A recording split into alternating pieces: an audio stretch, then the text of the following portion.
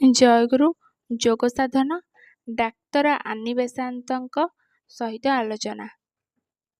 ନିଗମାନନ୍ଦ କଲିକତା ଆସି ପୂର୍ବେ ଯେଉଁଠି ଥିଲେ ସେଠାରେ ରହିବାକୁ ଠିକ୍ ମନେ କଲେ ନାହିଁ। କାରଣ ସେ ଯେ ବର୍ତ୍ତମାନ ସନ୍ନ୍ୟାସୀ, ସନ୍ନ୍ୟାସୀଙ୍କର ପୂର୍ବ ପରିଚୟ ପ୍ରାଚୀନ ନୁହେଁ। ତେଣୁ ସେ ଧର୍ମଶାଳାରେ ଅବସ୍ଥାନ କରିବାକୁ ଲାଗିଲେ। 2-4 ଦିନ ପରେ ସନ୍ନ୍ୟାସୀ ସମ୍ବାଦପତ୍ରରେ ଅବସ୍ଥାନ ଦେଖିଲେ ଥିଓସଫିଷ୍ଟ ଆନି ବେସାନ୍ତ କୃଷ୍ଣନଗର ପରଲୋକ ସମ୍ବନ୍ଧରେ ବକ୍ତୃତା ଦେବେ। କୌଣସି ନୂଆ କଥା ପ୍ରକାଶ କରିବେ କି ନାହିଁ ଏବଂ ବେଦାନ୍ତ ଦର୍ଶନଠାରୁ ତାଙ୍କ ତତ୍ତ୍ୱ କେତେ ପୃଥକ୍, ଲେଡ଼ବିଟର ସାହେବଙ୍କଠାରୁ ସେ ଅଧିକ କିଛି ଜାଣନ୍ତି କି ନାହିଁ, ଏସବୁ ଜାଣିବା ପାଇଁ ନିଗମାନନ୍ଦଙ୍କର ବଡ଼ କୌତୂହଳ ଜାତ ହେଲା। ସେ ତାଙ୍କର ଲୋଟା କମ୍ବଳ ପ୍ରଭୃତ ନେଇ ଶିଆଲଦା ଷ୍ଟେସନରେ ପହଞ୍ଚିଲେ। ହାତରେ ପଇସା ନାହିଁ, ଅଥଚ ଟ୍ରେନରେ ଯିବାକୁ ଇଚ୍ଛା। ମାତ୍ର ବିନା ଟିକେଟରେ ଟ୍ରେନରେ ବସିବାକୁ ମନ ନ ହେବାକୁ ସେ ଇତସ୍ତତ ବୁଲିବାକୁ ଲାଗିଲେ। ବର୍ତ୍ତମାନ ସମୟ ପରି ସାଧୁ ସନ୍ନ୍ୟାସୀଙ୍କର ଟ୍ରେନରେ ଯିବା ନିମିତ୍ତ ସେତେବେଳେ ଏତେ ବଡ଼ ନିୟମ ନ ଥିଲା। କିନ୍ତୁ ଉପଯାତକ ହେବାରୁ ପ୍ରାର୍ଥୀ ହେବାକୁ ହେବ, ଏହା ତାଙ୍କୁ ଭଲ ଲାଗିଲା ନାହିଁ। ଏହି ସମୟରେ କୃଷ୍ଣନଗର ଯାତ୍ରୀ ଜଣେ ଭଦ୍ରଲୋକ ଆପଣା ମନକୁ ପଚାରି ବୁଝିଲେ ଯେ ସ୍ୱାମୀଙ୍କୁ କୃଷ୍ଣନଗର ଯିବେ। ଭଦ୍ରଲୋକଟି ଗାର୍ଡ଼ଙ୍କୁ କହି ଟ୍ରେନରେ ବସାଇ ଦେବାକୁ ନିଗମାନନ୍ଦ କୃଷ୍ଣନଗରରେ ଉପସ୍ଥିତ ହୋଇ ପରମେଶ୍ୱର ଲାହି ନାମକ ଜଣେ ଓକିଲଙ୍କ ବସାରେ ରହିଲେ। ଯଥା ସମୟରେ ଉକ୍ତ ଓକିଲ ଓ ନିଗମାନନ୍ଦ ସଭାସ୍ଥଳରେ ଉପସ୍ଥିତ ହେଲେ। ସେଠାରେ ଯାଇ ଦେଖିଲେ ସଭାସ୍ଥଳ ଲୋକରଣ୍ୟ। ବେସାନ୍ତଙ୍କ ଅଦ୍ଭୁତ ବକ୍ତୃତାଚିତ ଓ ଶାସ୍ତ୍ରଗତ ବିଦ୍ୟାରେ ଅଗାଧ ପାଣ୍ଡିତ୍ୟ ଦେଖିଲେ ନିଗମାନନ୍ଦ ଚମତ୍କୃତ ହେଲେ। କିନ୍ତୁ ବେସାନ୍ତଙ୍କ ସାମ୍ପ୍ରତିକ ମତ ହିନ୍ଦୁଶାସ୍ତ୍ର ବହିର୍ଭୂତ ବୋଲି ତାଙ୍କର ଧାରଣା ହେବାକୁ ଲାଗିଲା। ବେସାନ୍ତଙ୍କ ବକ୍ତୃତା ଶେଷରେ କହିଲେ ଯେ ଯଦି କାହାର ତାଙ୍କ ବକ୍ତୃତାରେ କିଛି ଆପତ୍ତି କରିବାର ଥାଏ କିମ୍ବା କୌଣସି ଅଂଶ ସମ୍ବନ୍ଧରେ କିଛି ସମାଲୋଚନା କରିବାର ଥାଏ, ତେବେ ତାଙ୍କ ବସାକୁ ଗଲେ ସେ ତାହା ଶୁଣିବେ ଓ ମୀମାଂସା କରିଦେବେ। ପରଦିନ ନିଗମାନନ୍ଦ ପୂର୍ବୋକ୍ତ ଓକିଲ ମହାଶୟଙ୍କୁ ସଙ୍ଗରେ ନେଇ ବେସାନ୍ତଙ୍କ ବସାକୁ ଯାଇ କହିଲେ, ଆପଣ ବକ୍ତୃତାର କୌଣସି ଅଂଶରେ କହିଛନ୍ତି କି ମୃତ୍ୟୁ ପରେ ପ୍ରତ୍ୟେକ ବ୍ୟକ୍ତିଙ୍କର ପୃଥିବୀରେ ଜୀବତା ଅବସ୍ଥାରେ ଘଟିଥିବା ସମସ୍ତ ଘଟଣା ମନେଥାଏ। ଏହା କିପରି ବା ସମ୍ଭବ ହୋଇପାରିବ? ବେସାନ୍ତ, କାହିଁକି ସମ୍ଭବ ହୋଇପାରିବ ନାହିଁ?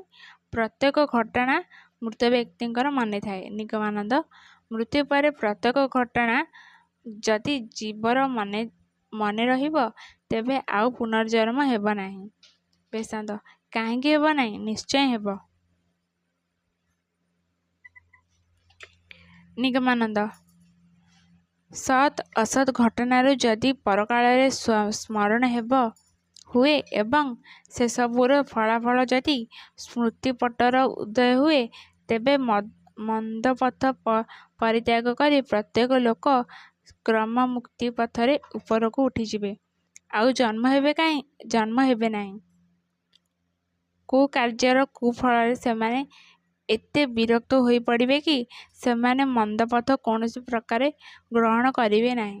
ସୁତରାଂ ସେମାନେ ସୁପଥ ବାଛି ନେଲେ ଦେବଯାନରେ ଗତି କରିବେ। ବେସାନ୍ତ ରାଗି ଉଠି, ତେବେ ଆପଣ କ'ଣ କହିବାକୁ ଚାହାନ୍ତି? ନିଗମାନନ୍ଦ, ମୃତ ବ୍ୟକ୍ତିର କେବଳ ପ୍ରବଳ ଆସକ୍ତିର କଥା ସ୍ମରଣ ଥାଏ।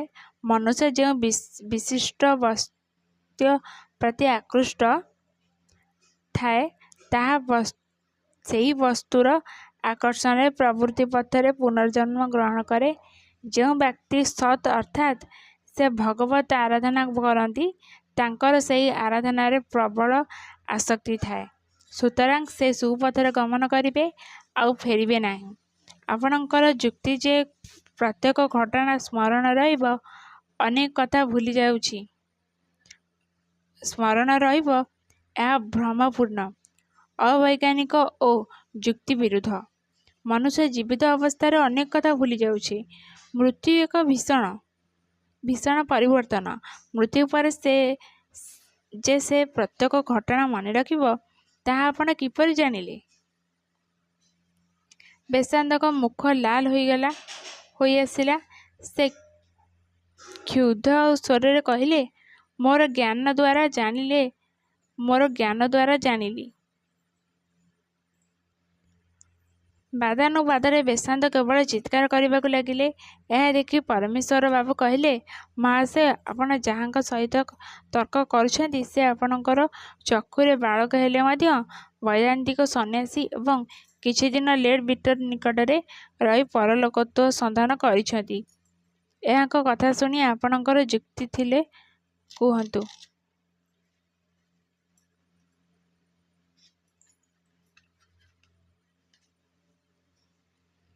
ବେଶାନ୍ତ ଟିକେ ପ୍ରକୃତିସ୍ଥ ହୋଇଛି ହାସ୍ୟ କରି କହିଲେ, ବେଶ୍ କୁହନ୍ତୁ। ନିଗମାନନ୍ଦ ଜ୍ଞାନ କହିଲେ ନାନା ପ୍ରକାର ଜ୍ଞାନ ବୁଝାଏ।